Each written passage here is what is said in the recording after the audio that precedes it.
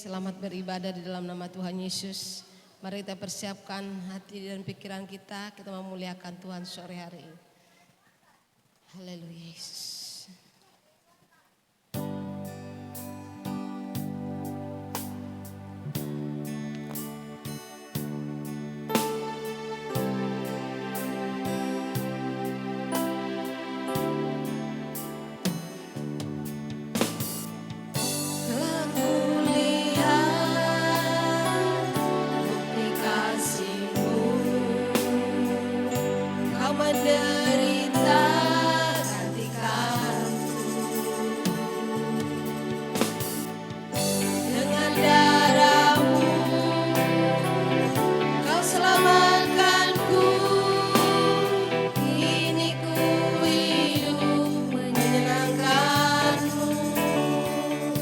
Untuk berdiri. Telah kulihat bukti kasih-Mu, Kau menderita gantikanku. Dengan darah-Mu Kau selamatkanku. Kini ku hidup menyenangkan.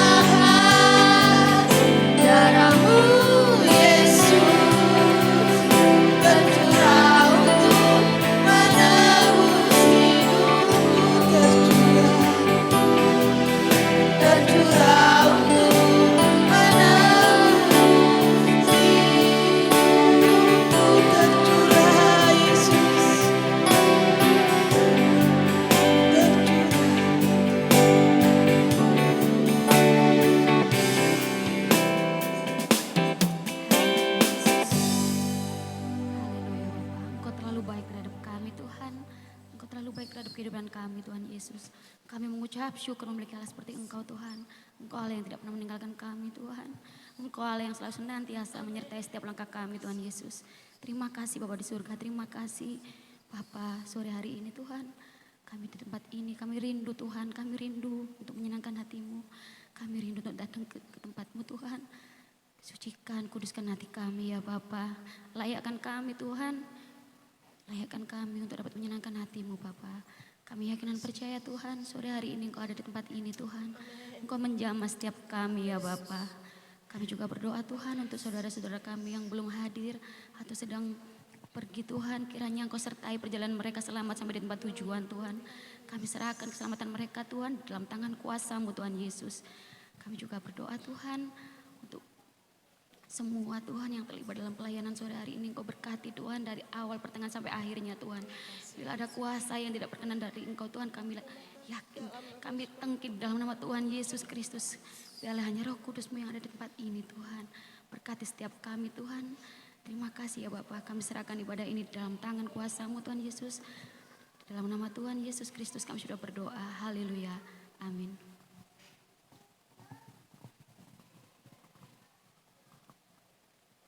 Firman Tuhan saya ambil dari Matius 5 ayat 3. Berbahagialah orang yang miskin di hadapan Allah, karena merekalah yang mempunyai kerajaan sorga. Amin. Amin. Puji nama Tuhan. Bahwa kita akan berbahagia. Beritos kiri kanan, Tuhan mengasihimu. Haleluya. Kita mau bersuka cita, mau menyenangkan Tuhan pada sore hari ini.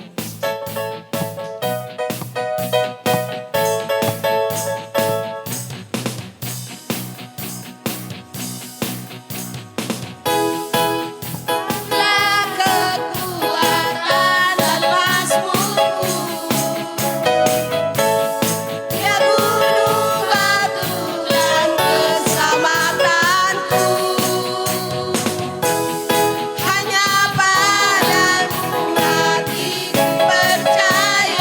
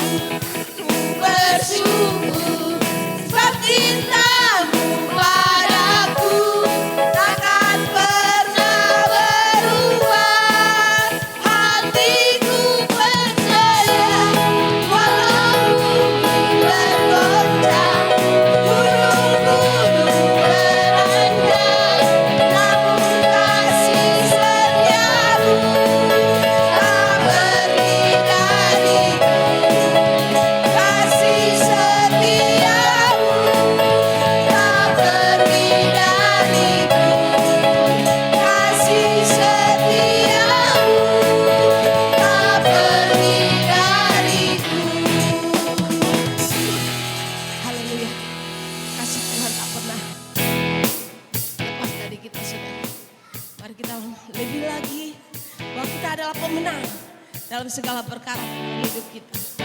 Haleluya.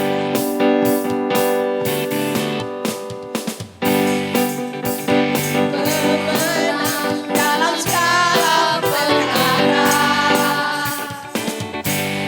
bisa dikalahkan oleh kuasa darahnya. Jikalau di pihak kita, siapa dapat melawan? Kita lebih dari pemenang, lebih dari pemenang, lebih dari pemenang dalam segala perkara. Bisa dikalahkan oleh kuasa darahnya. Jikalau di pihak kita, siapa dapat melawan? Kita lebih dari pemenang. Haleluya. Kibarkanlah panjinya, Yesus Raja segala raja. Haleluya. Bangkitlah gerejanya, kita lebih dari pemenang. Haleluya.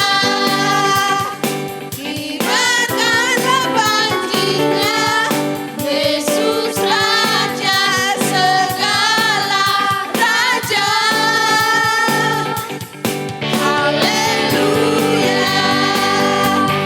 Bangkitlah gerejanya, kita lebih dari pemenang. Kita lebih dari pemenang. Saya lebih dari pemenang. Haleluya. Akan saudara, kita adalah pemenang-pemenang dalam Kristus. Saya beri kesempatan yang menyaksikan cinta kasih Tuhan sambil menunggu kita nyanyikan pujian lagi.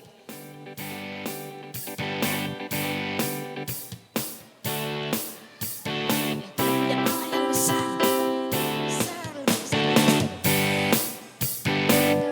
Kita besar, besar, biasakan dan hilangkan dengan sukacita.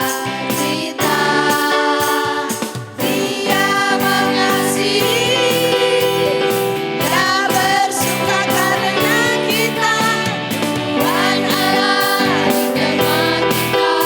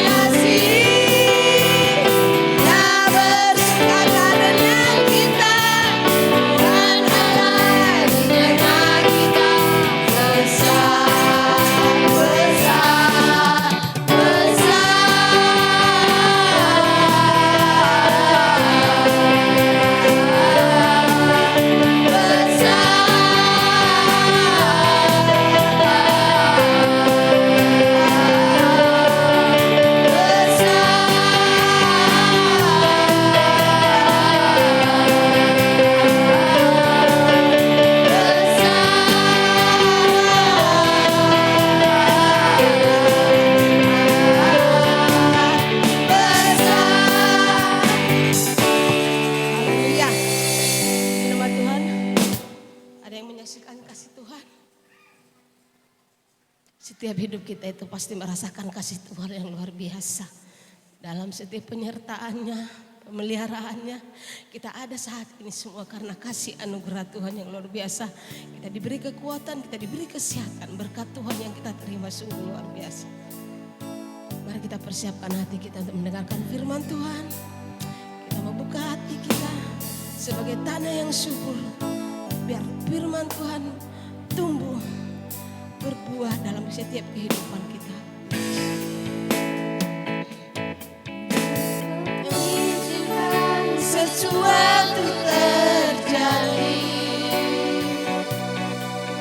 Ku percaya semua untuk kebaikanmu. Dan nanti telah tiba waktu. Ku percaya kuasa-Mu.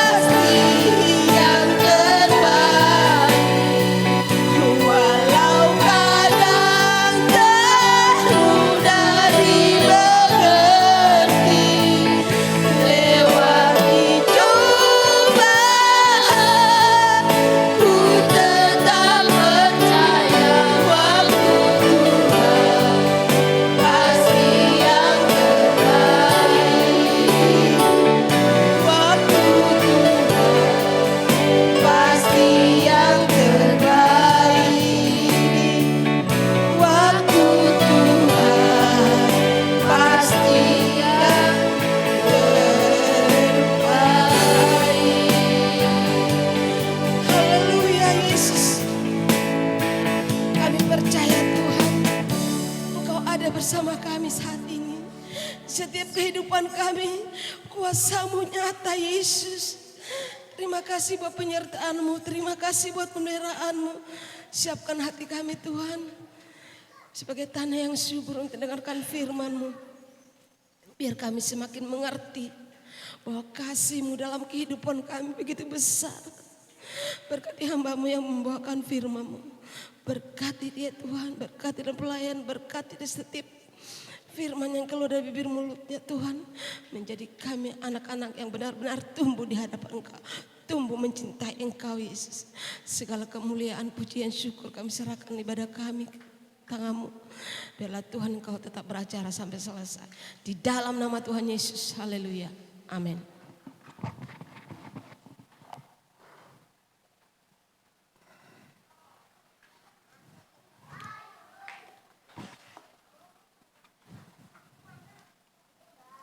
Puji nama Tuhan, selamat sore menjelang malam Bapak Ibu, ada haleluya. Ini di luar ekspektasi saya pikir akan sangat kosong, tetapi hari ini saya lihat Bapak Ibu masih luar biasa bisa hadir. Ya, sebelum kita akan mudik, mungkin berjalan-jalan, mengunjungi orang tua. Memang Lebaran bukan waktunya kita merayakan, tetapi sepertinya Lebaran ini juga adalah menjadi bagian kita karena semuanya libur. Ya, puji nama Tuhan. Ini menjadi sesuatu yang sangat luar biasa dan harus kita rayakan setiap tahunnya. Hari ini saya akan memberikan tema cinta tak bersyarat. Apa namanya? Cinta tak bersyarat. Ini luar biasa. Saya akan ambil satu tokoh, yaitu kita buka semua di dalam Daniel.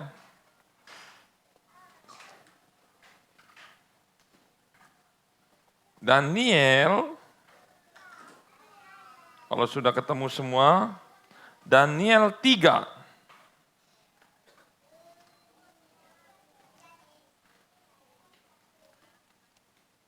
Ya, Daniel 3 ayat 16. Sampai ayat yang ke-18. 16 sampai 18. 15 dulu aja. Supaya kita tahu ceritanya. Mari kita semua bangkit berdiri. Kita akan bacakan ayat ini bersama-sama. Daniel 3 ayat 15 terlebih dahulu. Cinta tak bersyarat. 1, 2, 3. Sekarang jika kamu bersedia, demi kamu mendengar bunyi sangkakala, seruling, kecapi, rebab, gambus, serdam, dan berbagai-bagai jenis bunyi-bunyian, sujudlah menyembah patung yang kubuat itu.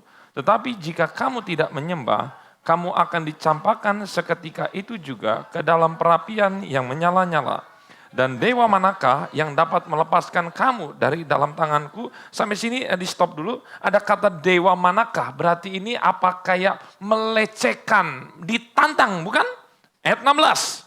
Lalu Sadrak, Mesak, dan Abednego menjawab Raja Nebukadnezar, tidak ada gunanya kami memberi jawab kepada tuanku dalam hal ini. Artinya tidak mau berdebat. 17, jika Allah kami yang kami puja sanggup melepaskan kami, maka ia akan melepaskan kami dari perapian yang menyala-nyala itu dan dari dalam tanganmu ya Raja. 18, tetapi seandainya tidak, mengetahui ya Raja bahwa kami tidak akan memuja dewa tuanku dan tidak akan menyembah patung emas yang tuanku dirikan itu. Silakan duduk. Lihat di sini. Jadi saya ajak Bapak Ibu untuk kita bisa merasakan apa yang dirasakan SMA. Alias apa? Sadrak, Mesak, dan Abednego. Saya mau katakan mereka ada di Babel itu sebagai apa kita kira? Sebagai orang merdeka atau sebagai tawanan? Tawanan. Lihat di sini. Jadi ini kira-kira jauh sebelum Tuhan Yesus lahir. Dan SMA ini yang diangkat oleh raja ada satu lagi. Siapa namanya? Daniel. Daniel, Sadrak, Mesak, dan Abednego. Dan dari keempat orang ini yang paling besar kuasanya ini Daniel. Nah, ada yang luar biasa Bapak Ibu. Kita lihat dulu suatu hal yang menurut saya mungkin hampir semua orang gak akan melakukan hal ini. Kalau manusia normal, semuanya gak akan melakukan seperti yang mereka ini. Bapak Ibu, sebenarnya gampang. Secara singkat begini. Saya ajak kita semua masuk ke dalam situasinya SMA ini. Ketika ceracap gambus, misalnya alat-alat musik di drum band, dong, dong, dong, dong, dong, dong, dong, dong. Sembah itu, dia cuma sudut. Dari sini, kepala ke tanah. Udah satu kali. Sehabis itu, seterusnya dan selamanya, bebas. Bisa jadi toh dalam hati, Tuhan ampuni saya. Saya memang sujud kepada ini tetapi hati saya tidak. Betul kan? Harusnya kan bisa aja alibinya begitu. Kenapa saya mau katakan begitu? Karena mereka tawanan. Tetapi pada yang kita lihat di sini, apakah mereka itu tawanan? Bukan. Mereka itu sudah diberi kedudukan yang orang Babel pun belum tentu bisa naik jabat. Mereka ini kalau bisa di jajaran menteri. Coba, kira-kira Bapak Ibu bisa bayangkan, misalnya begini loh, orang dari Eropa atau orang Amerika atau orang dari luar Indonesia itu bisa jadi menteri di sini. Kayaknya hampir mustahil. Sedangkan mereka itu adalah tawanan. Tawanan seperti kayak, saya ajak Bapak Ibu berpikir lagi waktu Yusuf itu diangkat sebagai orang kedua. Itu hampir mustahil juga. Dia itu budak. Jadi gini Bapak Ibu, bisa bayangkan di Babel itu mereka itu menyamakan diri mereka itu selevelnya kasta tertinggi. Sedangkan tawanan itu tidak ada bedanya dengan binatang. Tetapi mereka diangkat bukan hanya menjadi pelayan pembawa minuman, membawa ngepel-ngepel lantai, itu suatu kehormatan juga. Karena apa? Di istana. Tetapi mereka didudukan menjadi petinggi. Bahkan Daniel pun menjadi petinggi. Orang yang sangat penting di ring satunya Nebukadnezar. Pasti kalau ada 1.000 atau 10.000 orang di posisi mereka, misalnya diadakan simulasi, kemungkinan 99,9% itu akan sujud menyembah. Kenapa? Karena bayangin, mereka harusnya tawanan, mereka harusnya hidupnya nggak enak. Sekarang mereka dapat posisi enak, posisi terhormat, gaji mapan, rumah tangga luar biasa diberkati Tuhan. Bayangkan hanya karena hormat, mereka harus pikirin, kalau saya hormat, anak saya bagaimana, istri saya bagaimana. Karena kemungkinan besar kalau suaminya dihukum, dibakar, satu keluarga dibakar semua. Efeknya panjang ini. Tapi hanya menurut saya ini hal sepele. Mereka tidak kasih kesempatan supaya mereka mau menjadikan diri mereka itu menyembah meskipun hanya satu kali. Menurut saya ini satu hal yang sepele banget ini. Habis menyembah, minta ampun bisa? Bisa. Sampai sini, is okay ya? Ya, sampai sini kita lihat di sini. Radikal banget ini. Tapi saya ajak begini. Menurut saya bukan sesuatu yang gampang dilakukan oleh Sadrak Mesak ini. Sebenarnya kalau saya di posisi Sadrak Mesak Abednego, Daniel, saya kecewa. Saya ajak Bapak Ibu misalnya gini. Kita berdoa sama Tuhan, tahu-tahu, misalnya kita orang Israel, tahu-tahu kita perang, misalnya sama Belanda. Indonesia kalah. Terus kita ditawan. dijadiin pekerja paksa, dibawalah kita ke negeri Belanda. Saya mau tanya, kita yang sudah doa puasa mati-matian dan segala macam, akhirnya ditawan, ada rasa kecewa nggak? Kok ini bukan hanya dihukum biasa, dibawa pindah ke negara lain. Coba ayo, ada nggak yang kecewa? Kira-kira dari orang-orang Israel itu ada berapa persen orang yang ketika dibawa ke Babel hidupnya kecewa meninggalkan Tuhan? Mereka berpikir, Tuhan mati. Karena apa? Ya ini sesuatu yang real, yang terjadi. Ini dari satu negeri yang merdeka, tiba-tiba mereka berdoa, tapi mereka ternyata doa mereka tidak dijawab, malah mereka mendapatkan hukuman. Ada kemungkinan besar mereka punya alasan, saya kecewa.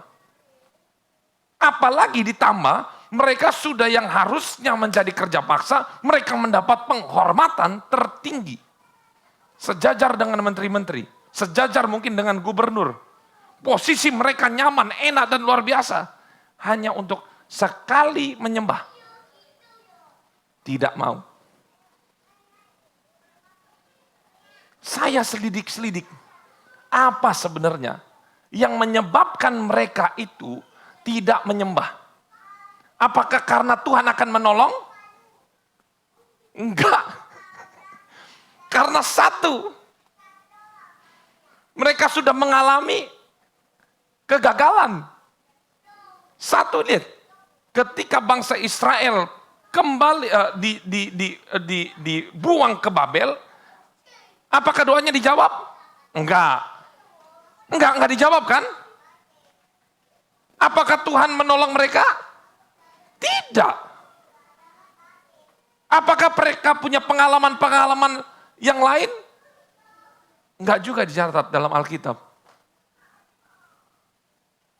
Yang saya mau ajak Bapak Ibu, kira-kira Sadrak, Mesak, dan Abednego ini kok rela membuang reputasinya mereka? Saya sampai bingung, ini mereka tuh udah mengalami maksudnya kekecewaan. Ngikut Tuhan doanya nggak dijawab. Ngikut Tuhan tetapi jadinya malah bukan hanya dihukum, malah dipindah negara lain. Ini sesuatu yang enggak gampang bisa dimengerti. Bahkan teman-teman mereka banyak yang dibunuh. Harusnya mereka bisa beralasan, ya sudah karena Tuhan tidak menolong saya, sekarang saya akan melakukan hanya satu kali aja. Toh mereka juga nggak pernah namanya ditolong Tuhan. Tetapi mereka tidak mau. Ternyata ada alasannya. Coba kita lihat.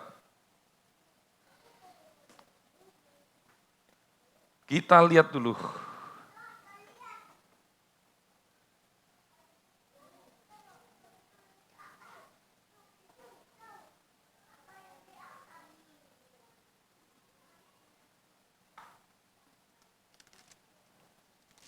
Di dalam Daniel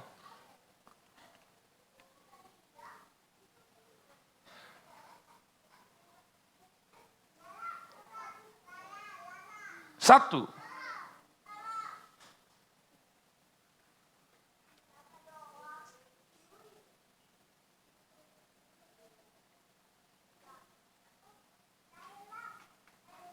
Ayat yang langsung ke-20 saja, supaya kita nggak baca semuanya.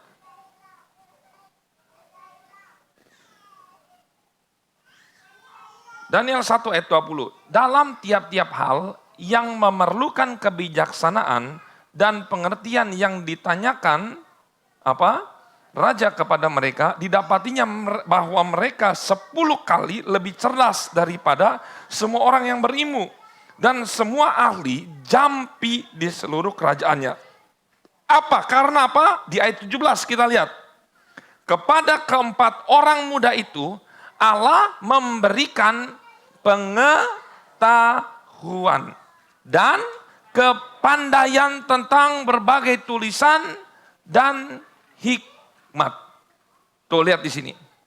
Kepada mereka diberikan rahasia pengetahuan.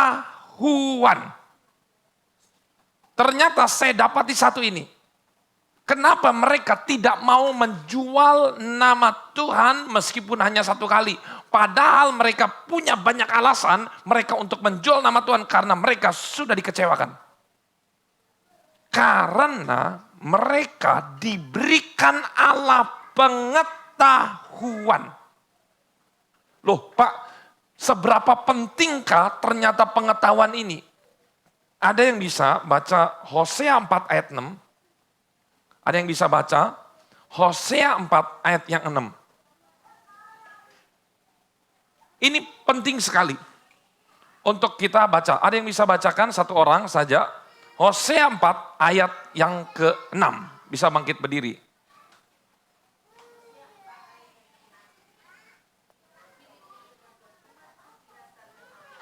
Stop sampai situ, saudara. Umatku binasa karena tidak mengenal Allah. Dalam terjemahan lain, bunyinya lebih bagus lagi. Umatku binasa karena mereka kurang pengetahuan. Binasa itu apa? Kejeblos.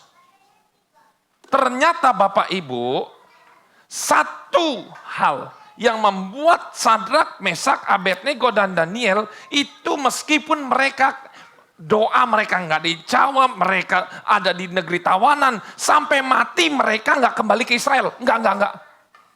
Mereka lama banget di Babel itu, nggak kembali. Mereka tidak ditulis mereka itu kembali ke Israel. Daniel juga nggak kembali. Tetapi mereka bertahan karena Tuhan memberikan berbagai hikmat pengetahuan. Mau tahu Bapak Ibu? Ini menurut tafsiran. Tapi ini bolehlah dipercaya. Salah satu kenapa orang Majus, tahu Bapak Ibu orang Majus ya? Yang orang Majus itu terkenal waktu mereka mengunjungi Tuhan Yesus. Mereka dari mana? Timur. Timur itu di mana? Di Babel. Kenapa mereka bisa datang? Karena ribuan tahun sebelum orang Majus ini ada catatan bahwa nanti ada seorang raja di atas segala raja itu. Itu catatan itu ada di perpustakaan di Babel itu. Lengkap semua. Tulisan. Ternyata Babel waktu itu pusatnya ilmu pengetahuan. Itu perpustakaannya itu ditulis. Itu banyak sekali orang-orang berhikmat ada di situ. Dan kemungkinan besar penulisnya adalah Daniel. Tulisan Daniel itu juga yang dinubuatkan sehingga orang Majus itu datang waktu mengunjungi Yesus. Dan mungkin yang kita tahu orang Majus ada berapa? Ada 3. Padahal Alkitab nggak menulis orang-orang Majus. Ternyata saya selidiki bukan hanya 3 orang. Ada dugaan mereka pemimpin besarnya ada 3. Tetapi mereka membawa rombongan besar. Jadi 3 orang ini, masuk orang Majus ini, kan di Alkitab tidak ditulis ada 3 orang. Alkitab menulis ada apa? 3 persembahan. Ya kan? Tetapi ternyata saya lihat ada gambar yang bagus, lukisan. Di situ ada 3 orang pentolan, tapi pengiringnya banyak. Dalam jumlah besar, karena biasanya untuk menghadap raja, cuma 3.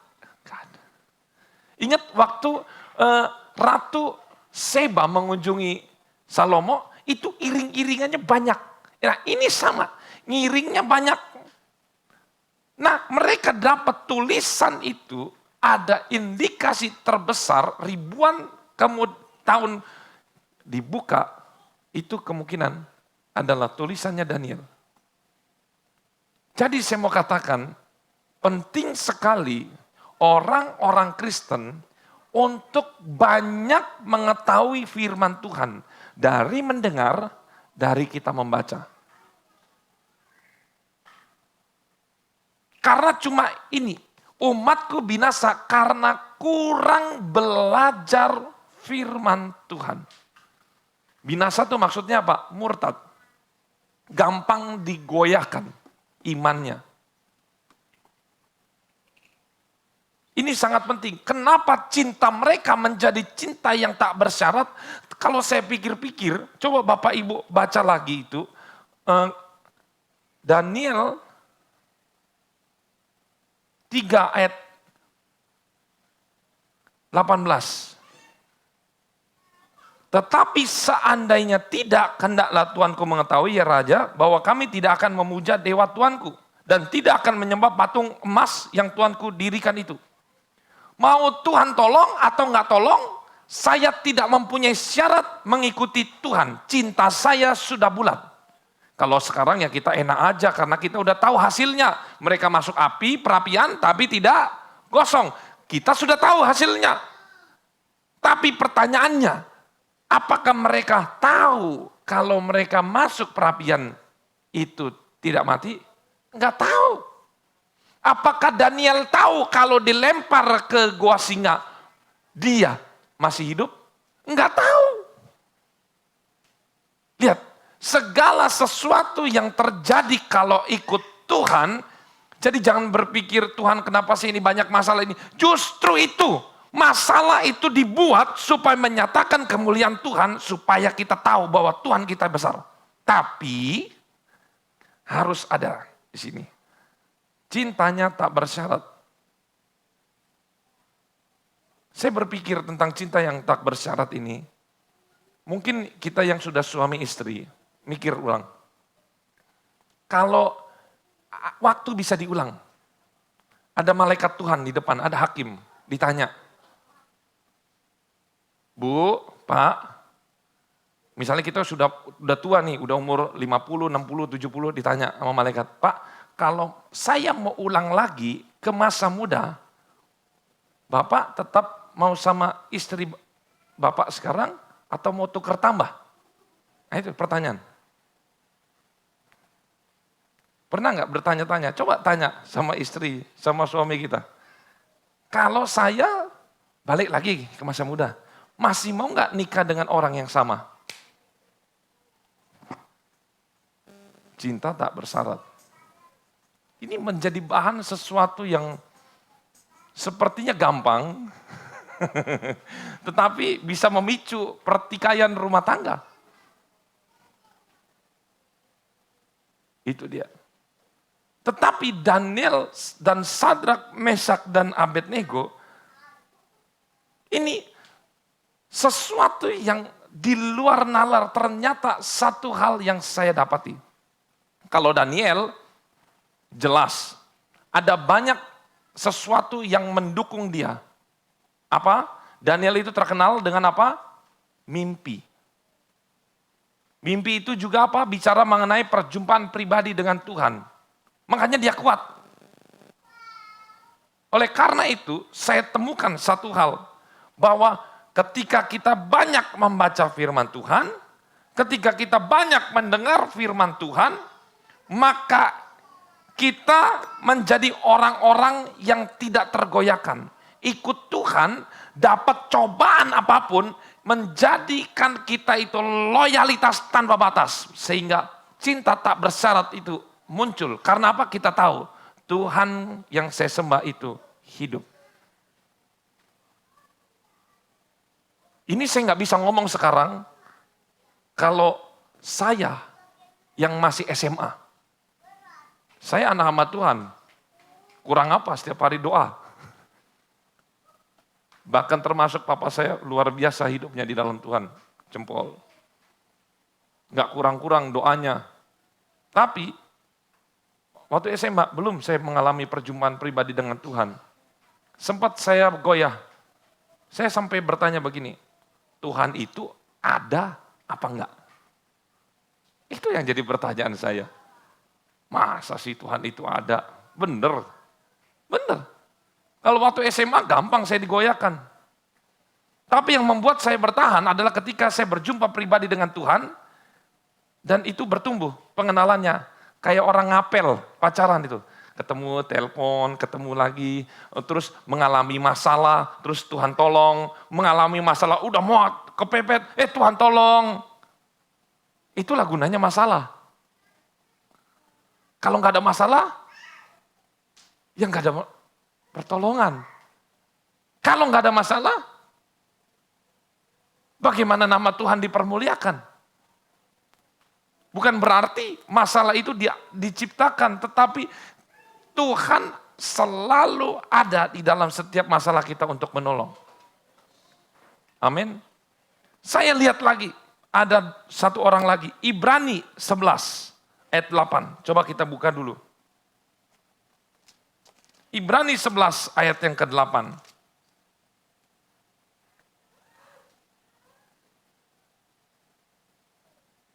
Karena iman Abraham taat ketika ia dipanggil untuk berangkat ke negeri yang akan diterimanya, menjadi milik pusakanya. Lalu ia berangkat dengan tidak mengetahui tempat yang ia tuju. Lanjut ke ayat 17. Karena iman maka Abraham tak kala ia dicobai mempersembahkan Ishak, ia yang telah menerima janji itu rela mempersembahkan anaknya yang tunggal, walaupun kepadanya telah dikatakan keturunan yang berasal dari Ishaklah yang akan disebut keturunanmu. 19. Karena ia berpikir bahwa Allah berkuasa membangkitkan orang-orang sekalipun di antara orang mati, dari sana ia seakan-akan telah menerimanya kembali. Baca juga di dalam Roma 4. Masih tentang Abraham. Roma 4 ayat 18. Sebab sekalipun tidak ada dasar untuk berharap, namun Abraham berharap juga dan percaya bahwa ia akan menjadi bapa banyak bangsa menurut yang telah difirmankan. Tuh lihat. 19. Imannya tidak menjadi lemah walaupun ia mengetahui bahwa tubuhnya sudah sangat lemah karena usianya. Lihat di sini. Saya mengenal Abraham dari setiap kejadian-kejadian yang dia lalui. Bahkan Abraham pun tidak luput dari berbagai kesalahan. Mulai dia ikuti nasihat istrinya, kemudian juga dia karena takut dia rela memberikan istrinya kepada orang lain dan sampai 2 kali. Tapi dari proses terus-menerus, lihat di sini. Abraham sekalipun tidak ada dasar untuk berharap, namun Abraham berharap juga. Bahkan ketika sudah dikasih anaknya diminta, itu sesuatu yang mustahil. Tapi kalau saya lihat, kenapa Abraham mempunyai kemampuan yang cintanya itu tidak bersyarat kepada Tuhan. Iman itu bisa tumbuh karena cinta itu begitu sangat dalam. Abraham lebih cinta Tuhannya daripada Ishak. Ternyata saya lihat pengalaman sebelumnya. Apa kira-kira? Pertama, karena Abraham sudah berjumpa dengan Tuhan. Salah satunya waktu di mana? Waktu ada 3 orang melambangkan Allah Bapa, Anak dan Roh Kudus. Waktu akan membinasakan Sodom dan Gomora. Kemudian Abraham melihat dari jauh Tuhan. Dia datang menghampirinya. Kedua, dia mendapatkan janji langsung dari Tuhan secara langsung. Entah itu dari mimpi, entah itu dari penglihatan. Tapi ada yang ketiga. Kenapa Abraham bisa bertahan sampai di usia lanjut tetap imannya kuat? Ini nggak dicatat. Tetapi saya yakin kalau kita punya pasangan yang tepat, pasti. Ada pepatah mengatakan di balik suami yang hebat ada istri yang luar biasa. Makanya saya bilang Sarah ini istri yang luar biasa. Dia selalu menopang Abraham. Bahkan Bapak Ibu tahu nggak bahwa Sarah memanggil Abraham Tuhan. Ya Tuanku. Ini bukan sesuatu yang gampang. Keberhasilan Abraham ada istri yang sudah terlalu luar biasa. Sampai dia mau dijual, diambil sama Firaun. Kalau tuannya saya mau begitu, sampai ini menurut saya kalau untuk sekarang udah nggak bisa Bapak Ibu. Tapi Bapak Ibu harus jangan bilang begini, kok Abraham jahat banget? Karena kita tidak hidup di zaman itu. Karena zaman sekarang, kalau ngambil istri orang bisa ada hukumnya? Ada. Tapi di zaman Abraham, itu hukumnya yang kuat mengalahkan yang lemah. Hukum rimba itu berlaku. Jadi kalau ketika saya mau dia, ada penghalang, tebas, tinggal potong. Enggak ada hukuman. Apalagi yang dilawan adalah Firaun. Ini Bapak Ibu harus ngerti. Saya juga harus memahami Abraham kenapa rela memberikan istrinya yang dia cintai. Karena situasi yang luar biasa mencekam. Saya yakin nggak gampang dia kasih begitu aja. Tetapi di sisi lain saya lihat keberhasilan Abraham, imannya kepada Tuhan itu tetap teguh, saya yakin karena ada Sarah di dalamnya. Jadi apa pelajarannya hari ini? Cinta tanpa syarat itu bisa terbentuk. Cinta kita kepada Tuhan, pertama.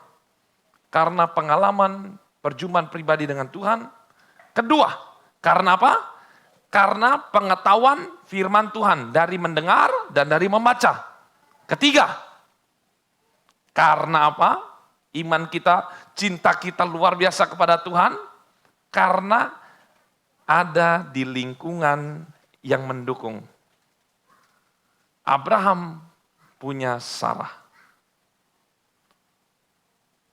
Makanya firman Tuhan berkata lebih baik berdua daripada sendiri. Kan ada lagunya, berdua lebih baik dari sendiri, kuatkan yang lemah, semangat yang patah. Gimana? Membangkitkan semangat yang patah dalam kasih Tuhan. Nah itu bagus banget tuh. Jadi partner ini penting sekali. Makanya saya bilang sama Bapak Ibu, seringkali kalau kita ada di tempat yang salah, potensi sehebat apapun kita menjadi percuma. Sama aja Raja Wali itu bergaulnya dengan bebek. Diajar berenang kayak bebek. Sehebat apapun Raja Wali, jadi bebek. Berenang balapan sama bebek bisa menang? Enggak, karena kakinya beda. Oleh karena itu saya mau katakan, keberhasilan kita ikut Tuhan, loyalitas kita ikut Tuhan, itu juga sangat tergantung dengan siapa kita bergaul. Kita akan semakin cinta Tuhan kalau di lingkungan kita banyak yang mendukung. Pasti 3 hal ini. Oleh karena itu, bersyukurlah yang hari ini Bapak Ibu, saudara-saudari yang punya lingkaran orang yang cinta Tuhan. Karena itu akan membentuk kita. Misalnya, setiap orang itu kan ada naik, ada turun. Oh, saya lagi malas. Ada kan datangnya malas. Jangankan Bapak Ibu, saya juga ada datangnya malas juga. Lagi turun. Tapi biasanya kan lagi turun, pasangan kita yang kuatin. Ayo naik. Bisa pasangan hidup, bisa sahabat kita, bisa saling sesama teman dalam Tuhan, saling mendukung. Oleh karena itu, jadi orang Kristen jangan hidup hanya sendiri. Kalau Bapak Ibu hidup sendiri, sehebat apapun Daud, kalau sendirian di istana, keok dia. Daud hebat ketika ada orangnya, teman-temannya banyak. Ini serius fakta, betul. Tapi firman Tuhan berkata, ketika yang lain berperang, Daud sendirian di istana, keok dia. Makanya Bapak Ibu, kalau ada masalah, kalau ada apa, cerita kepada orang yang tepat pastinya. Minta didoakan supaya kita tetap stabil. Memang orang itu ada waktunya lagi turun. Tetapi kalau turun, ingat pesan saya, jangan lupa naik lagi. Orang benar 7 kali jatuh, dia akan naik kembali. Jatuh lagi, naik lagi. Jangan mau diintimidasi dengan iblis. Kita udah lewati Paskah kemarin, dan ini adalah momen sukacita yang dahsyat.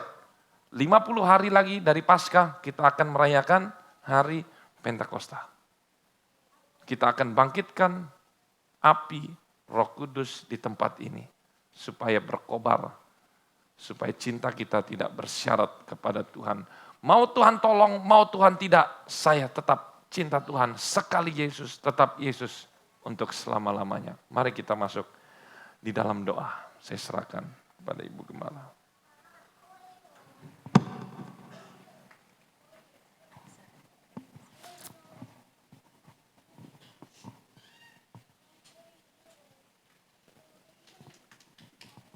Mari Bapak Ibu kita bangkit berdiri.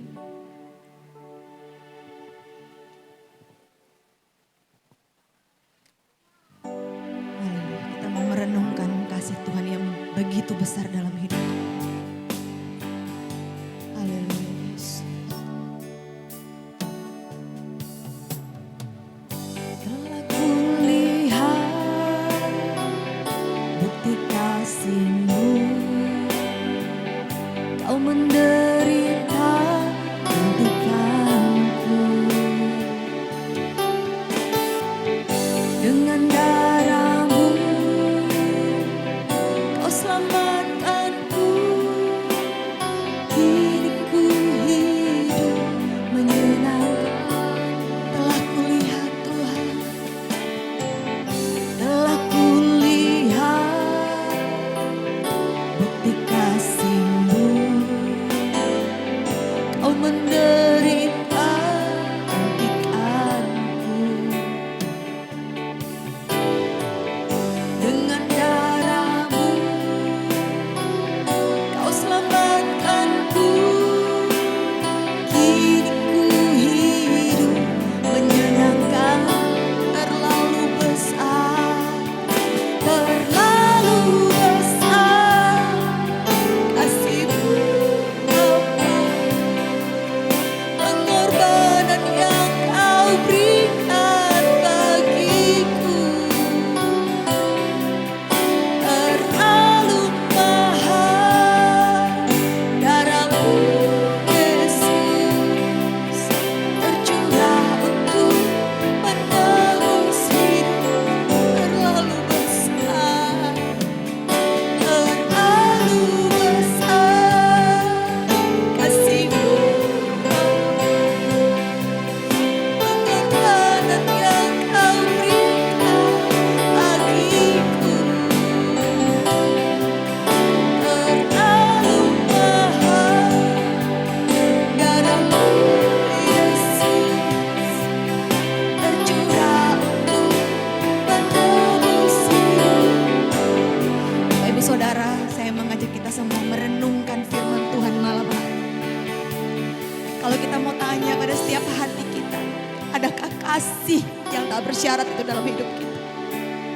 Apakah kita sudah benar-benar mengasihi Tuhan? Karena Dia telah mengasihi kita terlebih dahulu. Dia telah mengorbankan dirinya untuk kita. Adakah kasih yang tak bersyarat dalam setiap hati kita? Dalam setiap hidup kita? Dalam setiap perbuatan kita? Terlalu besar Tuhan. Haleluya Yesus. Terlalu besar kasih-Mu. Haleluya. Pengorbanan yang Kau berikan bagiku terlalu mahal. Darah-Mu Yesus tercurah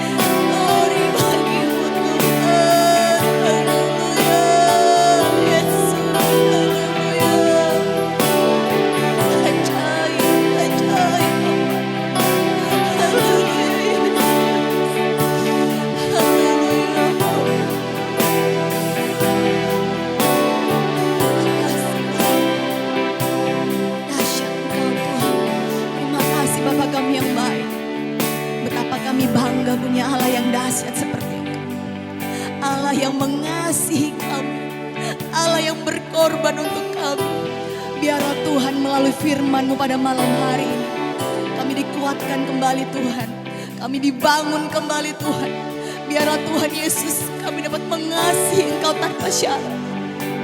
Saat kami dalam masalah Tuhan, mau Engkau tolong, tidak kami tetap percaya kepadamu Tuhan. Sekali Yesus tetap Yesus dalam hidup kami untuk selama-lamanya. Biarlah Tuhan Yesus iman kami semakin bertumbuh di dalam Engkau. Engkau yang selalu terutama dalam setiap hidup kami Bapa. Terima kasih Tuhan Yesus, memberkati hamba-Mu Tuhan. Tambah-tambahkan hikmat marifat dari Tuhan. Berkati juga setiap kami yang hadir pada malam hari ini.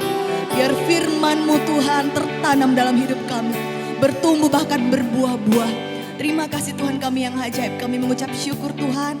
Sebentar kami akan memberikan korban persembahan. Dalam berkat nama Tuhan Yesus Kristus. Haleluya. Amin.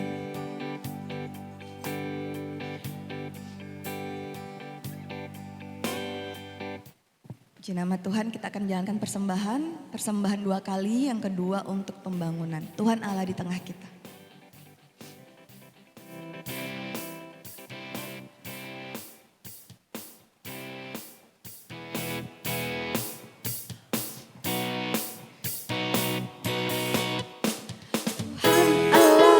Di tengah kita besar, besar. Dia senangkan dan girangkan dengan sukacita. Dia mengasihi dan bersuka karena kita.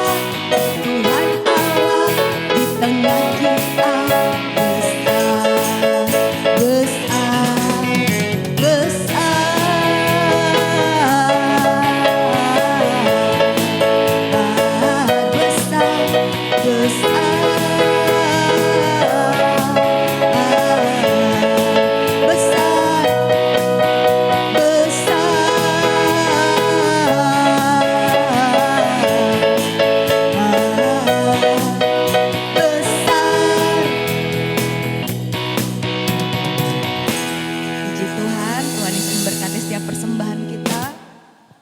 Pengumuman Bapak Ibu Saudara, ini ibadah terakhir di minggu ini. Minggu depan akan kembali berjalan seperti biasa, ibadah raya hari Minggu. Tapi berarti untuk minggu besok tidak ada ibadah. Doa malam juga tidak ada besok Kamis. Sekolah minggu juga diliburkan. Tuhan Yesus menyertai selalu Bapak Ibu Saudara dalam setiap rencana perjalanan kita. Ada pengumuman lain Bapak Gembala? Sudah, kita akan akhiri ibadah kita malam hari ini. Mari saya jemput kita semua bangkit berdiri. Terima kasih Tuhan, kami mengucap syukur.